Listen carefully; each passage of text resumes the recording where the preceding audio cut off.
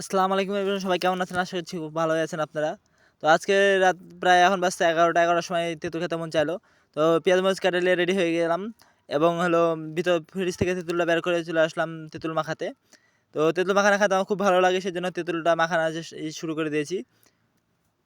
তো আপনারা কে আমার মতো রাত্রেবেলা তেঁতুল খান বা কে খেতে পছন্দ করেন অবশ্যই কমেন্টে জানাবেন।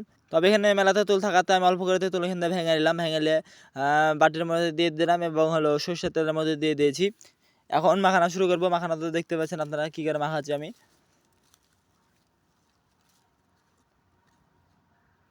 বেশি করে ডলে এবং মুচড়া মাখিয়ে নিলাম। বিচিগুলো থেকে গেল ভিতরে, বিচিগুলো ফেললাম না।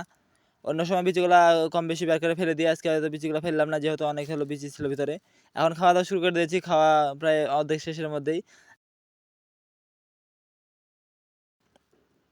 তো আপনারা আমার মতো কে এভাবে তেঁতুল খান রাত্রেবেলা আমাকে একটু সবাই জানান কমেন্টে অবশ্যই।